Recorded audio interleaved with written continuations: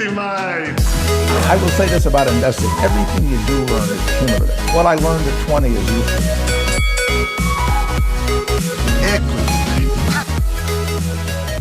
Welcome to another episode of Equity Mates, a podcast where we help you learn to invest in 45 minutes or less. We break down the world of investing from beginning to dividends so that you can hopefully make some returns. My name is Bryce, and as always, I'm joined by my equity buddy, Ren. How's it going, bro? I'm very good, Bryce. I'm very excited for this episode. We've had a big week of content this week, all centered around the IPO process. You know, I'm loving learning about this process and speaking to some of the CEOs involved in this process.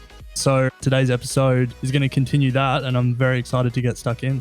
Absolutely, Ren. We are going to be doing more content around IPOs and the process going forward. If you haven't already listened to the episodes that Ren was just referring to towards the start of this week, make sure you go and do, as we really delve into the process that companies can go through leading up to an IPO. And then what we want to do is actually go out and speak to some of the companies that are going through the process themselves, which is why in today's episode, we are going to unpack Gefen Technologies with the co-founder and co-CEO, Orni Daniel. Orni, welcome to the show. Thank you. Thank you for inviting me. So Gefen are about to IPO. And as I said, what we want to do in this episode is get an idea of the journey of the company, Gefen Technologies, what they want to IPO for, and expose you to the information that you might otherwise find difficult to find. So Orni, very much looking forward to unpacking all of that. But I guess before we do, perhaps are you able to introduce yourself and give us a bit of a background as to how you came to be CEO of Gefen?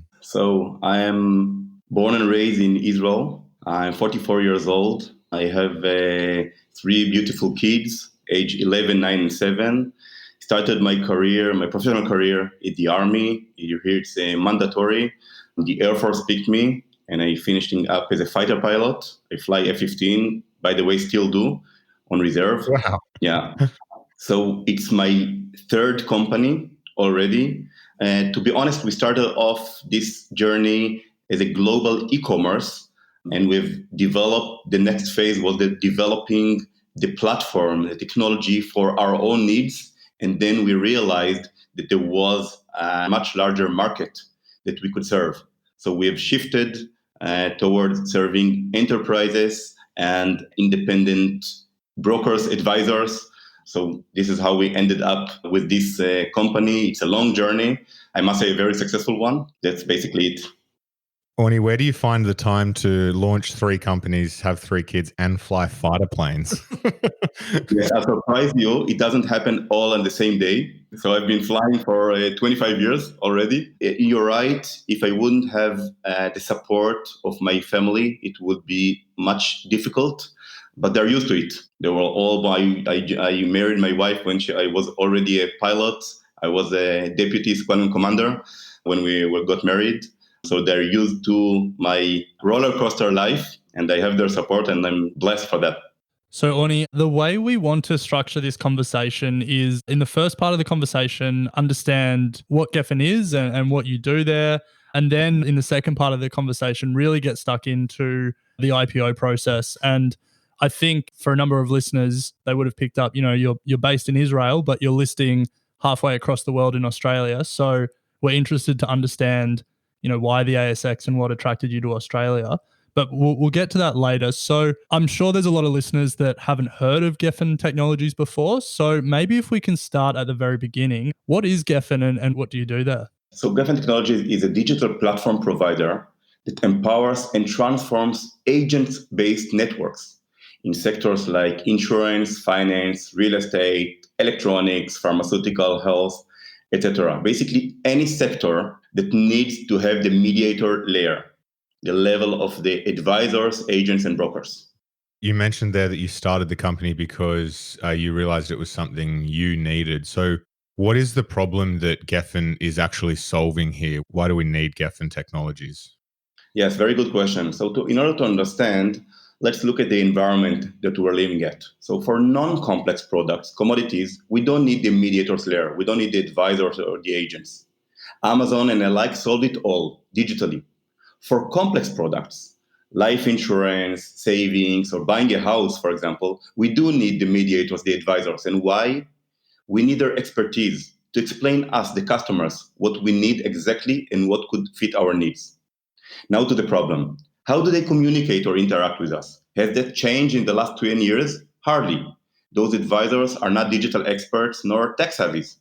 So not only they need to fit to the customer's expectations to evolve digitally, they also need to be fully compliant, communicate according to the regulation, and represent well the respected brands, the carriers.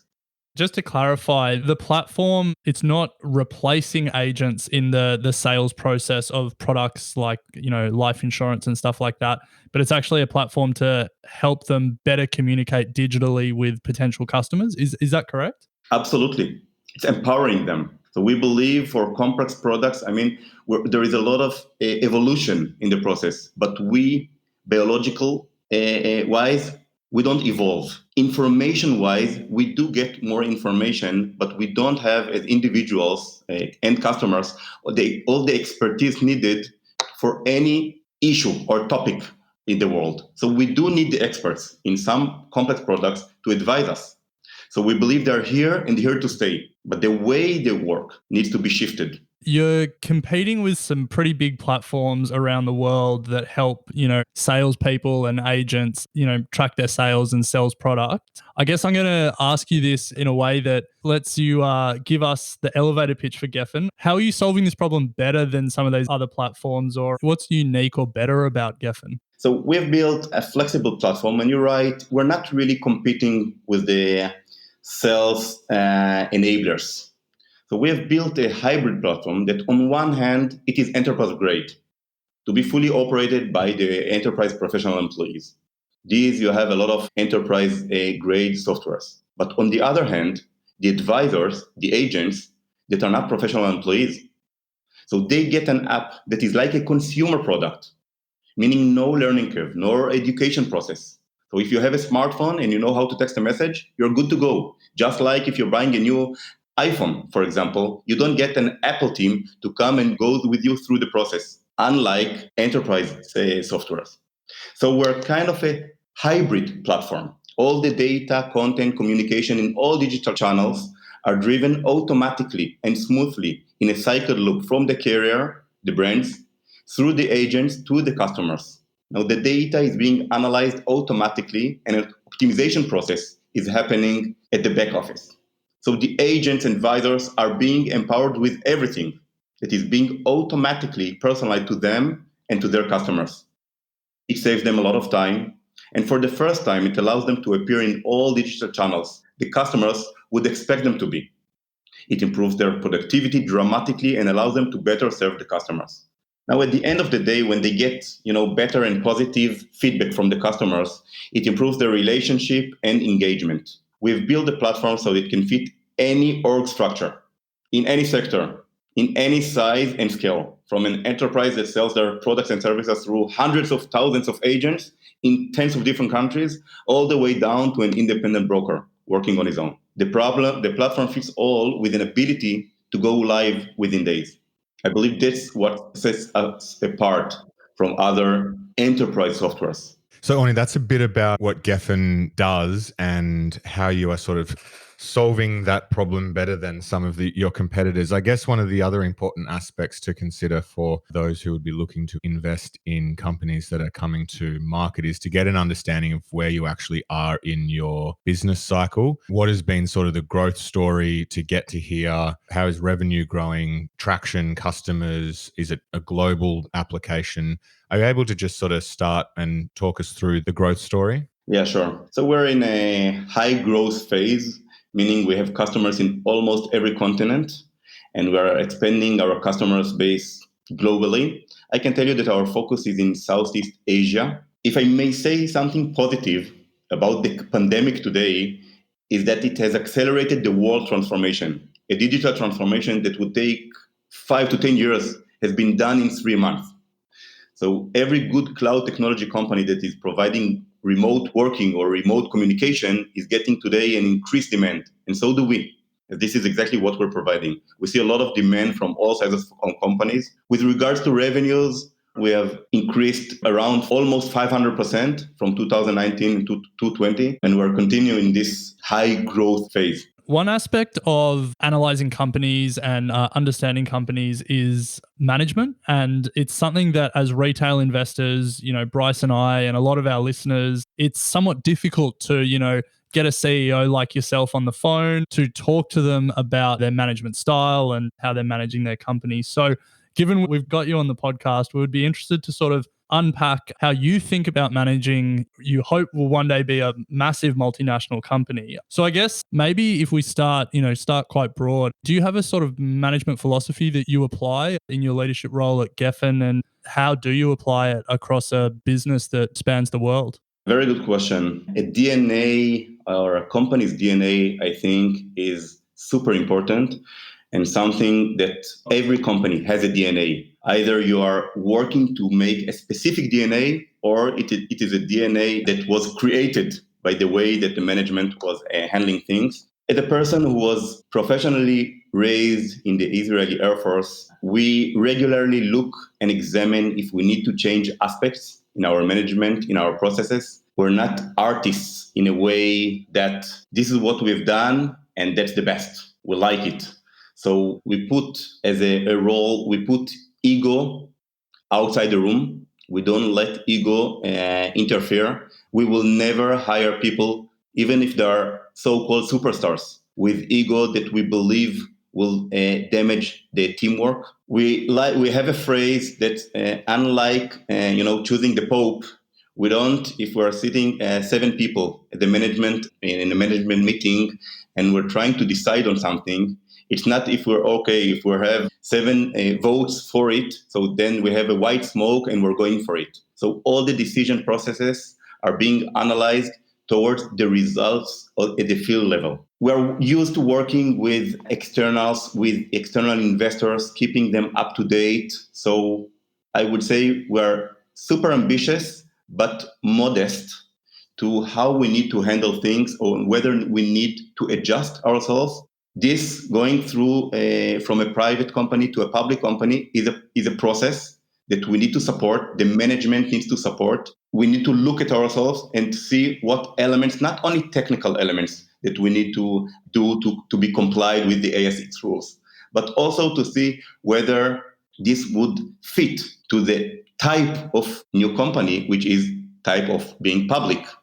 So this is our DNA. We're very proud about our DNA and the philosophy. We're working and recruiting and working according to our philosophy.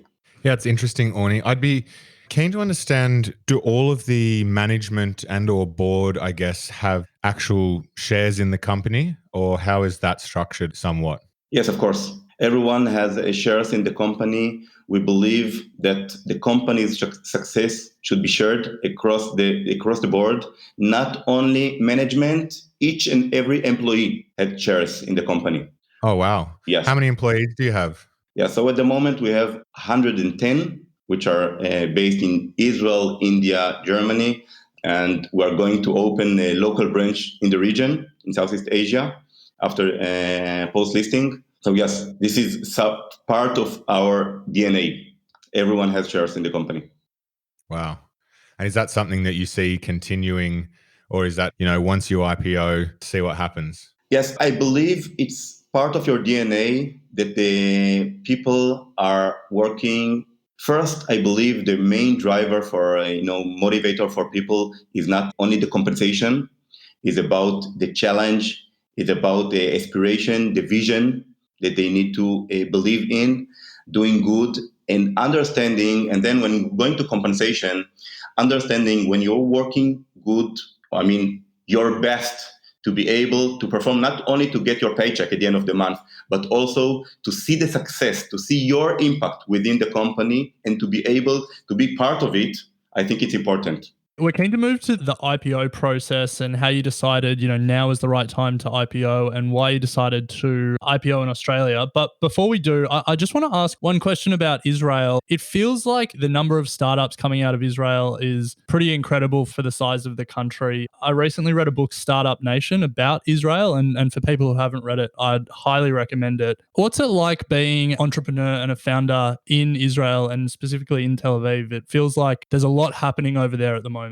Yes, you're right. So The Israeli startup was founded at 1948. So we are rather in a growth stage. Israel, I mean, is a very compared, to other countries. Obviously, I would say as a company which is geography-wise is very small. I believe the human capital is one of our assets. The need for innovation, the need for thinking out of the box. If you even look at the Israeli Air Force, it's so small compared to other countries' air forces, and its branding is because this is how you're being educated. Innovate, take responsibility, be accountable, don't fear, be bold. And while, combining all those aspects and being educated since you're very small, I think it's a melting pot of ideas, a lot of motivation, where people want to excel. So it's an environment which you can find highly talented people motivated. You don't need to be a motivation driver for that. They have it inherited. So I think it's a good atmosphere to work on. Yeah, it definitely sounds like that. And reading that book, that really came through. But we've got you on here to talk about the IPO process for Gefen. So we're keen to get stuck into that. And I guess if we start at the beginning and the decision to IPO, you're a growing company, you've got over 100 employees now, and you're growing your sales. Can you take us sort of into the room in your management meetings when you were floating the idea of actually becoming a public company? What were sort of the factors that you considered, and what was it that ultimately led you to decide that now was the right time to IPO? Yeah, sure. So we have reached a stage where we had a discussion about what would be the right next step for our company. When taking in mind the following parameters, supporting high growth, as you said, providing transparency for large enterprises, and also supporting M&A opportunities that we have designated, we believe that going public was the right, natural even, next step on our journey. Fair enough. And I guess the second question is, you decided to IPO in Australia with no employees or no field office in Australia. So what was decision-making process to decide that Australia and the Australian Stock Exchange was the right place to list? Yeah, so like for a lot of Israeli companies, although you are originated in Israel, your markets are out there. Okay, we're a global company. As said, our main focus is in Southeast Asia, as there are the largest multinational enterprises. And it seems that in Asia, organizations and even individuals tend to adopt technologies faster. We had a plan to open a local branch in the region to serve closer our customers in the region. Now, what we've learned about the ASX was that it's among the top 10 stock exchanges in the world, among the most growing ones, with growing interest in last years in technological companies. It even launched a tech index in late February this year. So for us, it was a perfect fit, combining all those parameters. It feels like there's a lot of Israeli companies listing on the ASX. I remember one back in the day, Sky and Space Global, which I believe was also founded by a former Israeli fighter pilot. So maybe it's something about fighter pilots wanting to list over in Australia. I'm not sure. I don't even know the person. I wouldn't say there are a lot of companies. There were Israeli companies that, when I would say the ASX have opened their gates to technological companies, and they were looking for, competing with seed rounds. So naturally, a lot of innovation and technology companies comes from Israel. So there were companies who came. I believe today the ASX have raised the bar for looking for more mature companies with growing revenues, being global, selling globally. This is what really attracted us, the level of maturity of companies that are now being welcomed. And that's really the reason. So, Orni, we understand that obviously the IPO process can range from anywhere, 3 years down to a few months, depending on the situation of the company and how quickly they can get things in place, as well as, how established they are and have processes and systems to support sort of becoming a public company. I'm just wondering, has there been any sort of surprises during the IPO process for you that you thought, either, wouldn't be part of the process or took longer than expected or was much more enjoyable than you thought? I'm interested to know sort of how you found that period. Very good question. When you ask me about our DNA, so part of our DNA is that we know we don't know. Okay, so I knew we don't know about the process in Australia specifically or going public at all. To be honest, so far we didn't have any surprises during the IPO process. And I think it is very much stands for the investment banker that you choose and your relationship with him, setting the expectations, talking openly in detail about the process and the coming steps. For us, it was important to make a short process. Otherwise, it's a management focus and attention that you need to spend on the process rather than on other things. So for us, it was a very fast. We've done our pre-IPO roadshow late February. And then because of the COVID, I visited Australia just before the gates were closed. And then we paused for almost 3 months. And we were back on track. Within a month, we have secured our pre-IPO with cornerstone investors, Regal and Ellerston, and it was heavily oversubscribed. And we're now working on a prospectus. We're going to be listed before the year ends, around November. So, Orni, I'm interested in following up on the length of the process. You mentioned there you wanted it to be quite short because if it was a longer process, management's focus would be on the IPO. In this sort of week of IPO related content, we've actually had someone come on and tell us the complete opposite view, that they think an IPO should be a long sort of 24-month process to get ready. So I'm interested if you can sort of expand on your thinking around why a short process from your perspective was the right process for Gefen, and exactly like how short are we talking? Obviously, COVID has lengthened the time. If COVID wasn't around, I guess, how short would you have wanted the process to be? Yeah, it's an interesting question. And I would say it depends what would you define as a process. So the decision to go public, it took us some, internal meetings for some months when we thought about our next phase. Once we've decided that we're going to do it, then it was rather quick. Without the COVID, I believe we had plans to list around June or July this year, and we've signed, with our investment banker around December or early January. And before that, we have met him in person in Israel. So it really depends what would you define as process. Okay, what I meant wasn't about the decision to whether to remain public or to remain private or to go public, but whether once the decision was taken, how long the process will take you. Because then it needs to have a lot of focus and intention, to do the actions to go public. So this, I believe, should be as shortened as possible, as long as your company is more or less ready to go public, and you don't need to reorganize everything. Yeah, I want to pick up on that there, Orni. Were there any sort of changes that you had to make to your business to prepare for becoming public? Or did you obviously, it sounds like you felt that you were very much at a scale and a size and had enough sort of things in place that you were operating somewhat as a public company would anyway. We did had to change the way we report our financials to comply with the IRS rules. Obviously, we will make sure that the entire business is in governance and fully compliant to the regulation and the ASX. However, I can say that as a company that builds a platform to support and help organizations and individuals to be fully compliant with changing rules and regulations in different countries, we're quite used to fitting a specific set of rules, making sure all departments are aligned. And yes, reaching the side of the company, and we didn't have to change a lot. Okay, it was just some technical aspects to be aligned with specific ASX rules, but more or less we've been managing a company that we've planned ahead, whether it was going to be public or not, how it needs to be managed properly.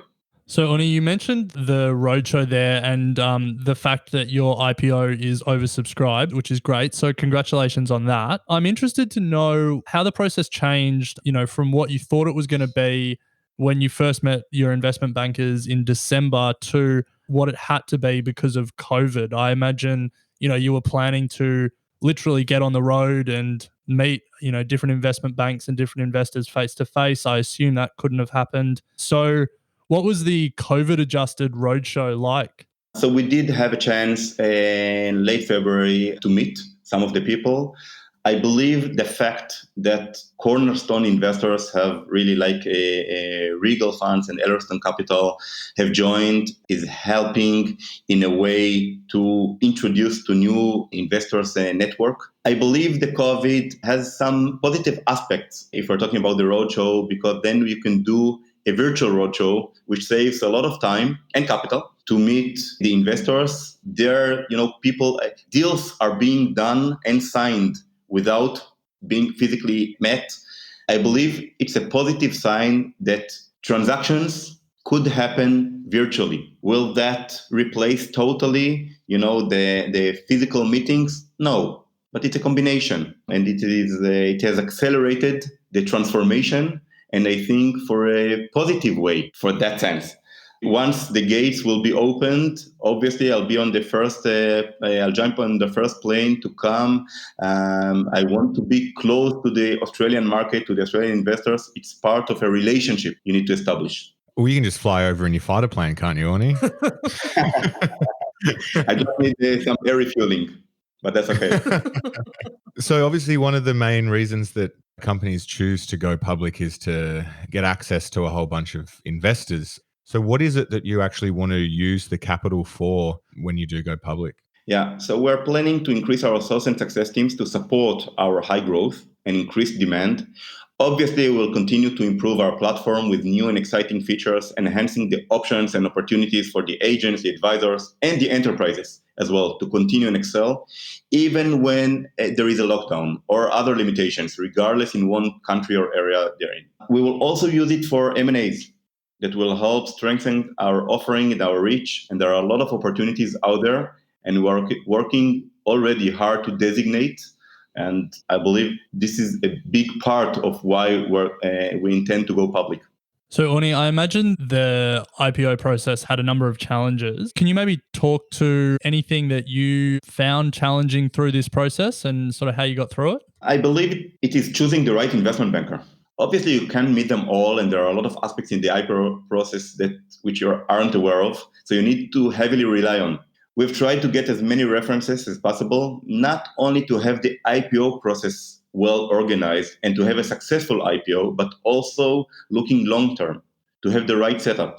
We believe the IPO is a milestone in our journey. More importantly, a first step in the public journey. So if you have the right investment banker, then most of the challenges, you can look ahead of them and you're prepared to handle them. So on that, when you say finding the right investment banker, what to you makes the right investment banker?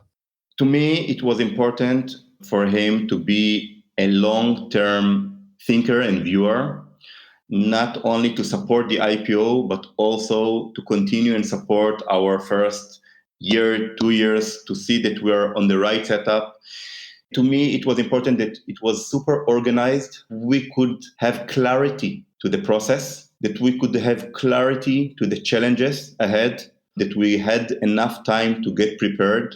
It was important for me to see, like I said, that ego wasn't managing the process and there was really aligned with the company's interests, presenting us to even other brokers to share, maybe to increase the investors network that we're going to be exposed to. And, being able to see that he's as if he was part of our management team specific for this time of the company's period, for sure, but also to see that, fitting to the DNA, that we could speak openly about things we don't know and we aren't aware of. So, Orni, you mentioned the importance of the investment banker and having sort of a long-term position and a view. And, it is a long journey, and going public, I assume you also have intentions to see this out for the long term.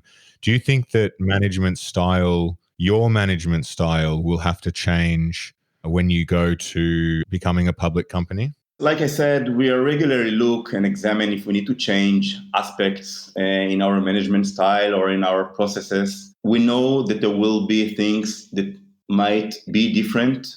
And as a company that goes to be a public company, we're going to carefully look for things that demand a change to make it a smooth move for being public. We intend to be close to the Australian investors, visit regularly, have local presence. To be honest, I believe it is a relationship. It needs to be well built, developed for the long term. This is how we treat it. So yes, I'm sure things around how we do things will naturally change, as in every good relationship, right? Yeah. Well, when you come to Australia, we'll have to definitely meet up. That's for sure. So, Orni, for people who are interested in following your journey to actually listing, there's probably two key pieces of information that they would be wondering at this point. And I actually don't know if you have them yet. So, apologies if I'm jumping the gun a little here. But do you know what date you'll be listing? And do you have a ticker code that people will be able to search for Gefen through? Yeah, so the ticker code will be GFN, stands for Gefen.